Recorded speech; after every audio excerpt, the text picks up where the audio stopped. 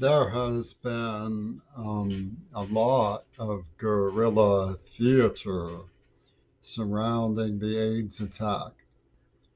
I had a conversation with a Latin history professor at Tacoma Community College,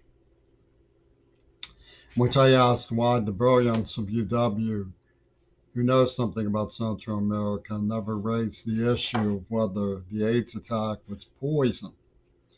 He said something to the effect of, well, sometimes they imply that it was.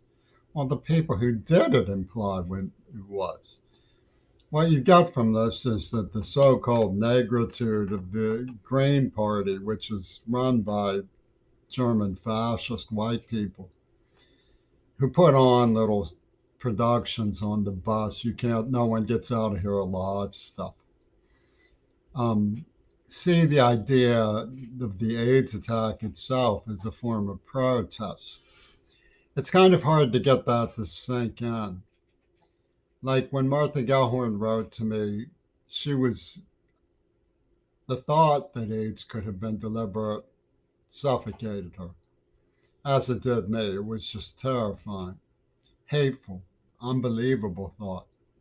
That somebody could do it and then present it as a form of protest is highly alien. But it seems to come from the alibi structure that comes from the Krokag Ragusta Corona or Barack Obama and Biden, as well as Trumpy Tunes thugs.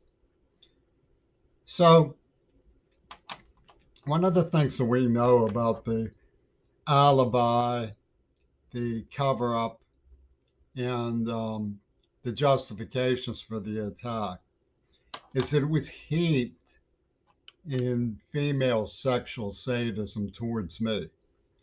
The legacy and storyline is so ugly when you get into people like LAM and Hypatia feminist philosophy and what Rosa um, Gibran, Rosa Roberta, Rosa something the put on. She's at Oxford now. The sick thinks that the deviants with Diamond de Gaulle and Munu Zappa, all the evidence shows they have prior knowledge. So what gets these stories were focused on me as spiteful female sexual sadism coming from people who were obsessed supposedly with John Lennon. There's a film called Hiroshima Mon Amour. It says, no, you saw nothing in Hiroshima. It means in French, Hiroshima, my love. Well, when you look at the fact that the images of Gail Burstyn that come out in a series in places like the violinist at Seattle Center, the gas chamber scene in Devil Behind the Sun, which is about Unit 731, and other places. You're dealing with an archetype idea of semiotics developed for Hitler Reagan by Tamo de Jong and the Peni in King Crimson. Have you ever noticed whether you look at whether it's Blackula or Barnabas Collins or Christopher Lee or Bela Lugosi, when you see a male vampire and he shows his fangs, you basically know that you're probably seeing an image of Dracula, whoever it is. Well, the archetype system represents things in the same way, and these are archetypes of Gail Burstyn that appear on things like Flippy Tunes, God Save the Queen. So we know that Gail Burstyn was an agent of Queen Elizabeth, and she had promoters in Seattle. She was an image of her playing violin in Seattle Center until they took it down. So, what gives that an agent could be both advocating for the killers and complaining about the victim? What gives? It's the lisp of the worm tongue saying, I play both sides because I'm God. God is always on both sides. Well, what it is in reality is that they had a snuff escape film. The script was a snuff film a bogus, never proven facade of snuff film. And they networked it all as a guerrilla production where John Lennon pretends to be killed, but he gets hustled away. He steps out. Now, why would John Lennon want to step out at the rise of Reagan? Why would nobody suspect Reagan? Well, Reagan, for one thing, did the same thing a few months later. He pulled a fast one and really hurt James Brady. But for him, it was a Hollywood bluff. And the snuff escape film that they put on was supposed to equalize, the script about killing JFK.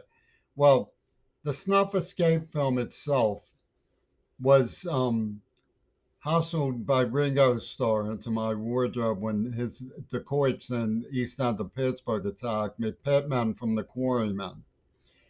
And they had Ruth Hammer from Hammer Films, whose favorite was Richard Araujo. That's very important because Araujo was the quest for the herb and the whole thing.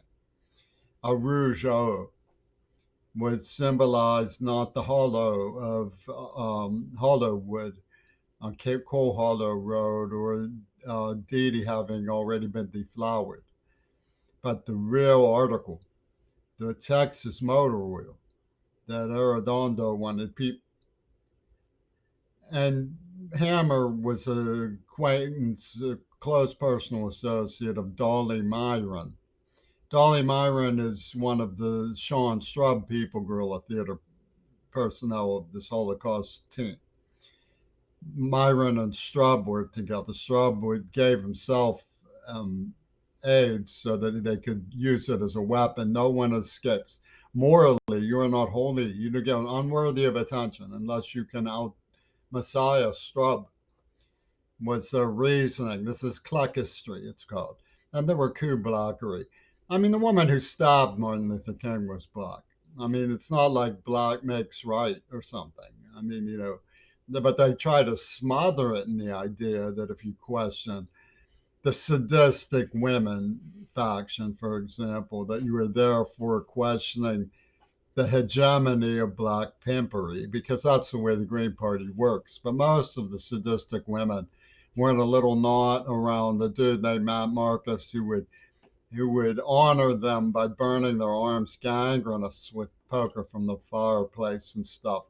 And I came across them fresh from the hospital from serious treatment for a major injury. They were like, Matt did it to us. I said, why did Matt do it to you? I don't know, but Matt did it to us. They were singing it. And so I confronted him. I mean, he was supposedly a set designer for Mr. Rogers. He was like, that I was fucked to bring them back to reality or something. How far away from reality were they? Did Watmaker give them a nerve agent? I don't know, but whatever else you might say about this situation, it gets really ugly when you get into the female sexual sadism of Hillary Clinton's menagerie with like the NAACP in Pittsburgh. We're all popularly sexually lewd notes that they were getting from me because I was deaf. Then they were prying me with all of this lewd stuff and making it look like they were just being friendly. So, I mean, the sexual sadism of Peg Simons and the Crow-Cag Register Corona that led to Jeannie being raped. I mean, Midori Goto is an antenna sick. I mean, I don't have anything against the Japanese, but I hate their hatred of me, and I'm not going to play games about it. I turned to her for help because I was in the right. Leslie was still a virgin. The letter just meant she shouldn't be suggesting that I was an inadequate person. I respected her. And then they used that to castrate me and rape my deaf advocate and rape Circe Kennedy and hold a napkin and taunting and say these guys who murdered her had balls and stuff. I mean, this is the cult of impliers at work. And if you look into it, you find that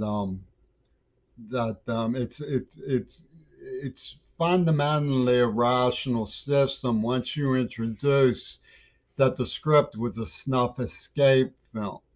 That Paul McCartney didn't just come grandstanding at the Jewish Community Center, all dressed up in his Sergeant Pepper outfits through, a myriad puppet show supporting Ruth Hammer. He knew what she was doing all along. The reason Gail Burstyn appears on Flippy Tune's record, God Save the Queen, is because Gail Burstyn was an agent of Queen Elizabeth. It was a snuff escape film from the main brain of media and entertainment, so-called news, that they've made into cause celebre by saying fake news this, fake news that, fake news that. I mean, the Warren Commission was a trial run. The Paul is dead stuff was a trial run. Magical Mystery Tour, Dying to Take You Away. It's the story of the bird. He flew into the unknown. You too will reach the unknown, is what the script reads. But God Save the Queen makes clear that the hypocritical murderers in King Crimson were in on it with Lennon all along. He just pulled a Houdini. Houdini is absolutely central to what the Ouspensky Circle has been doing.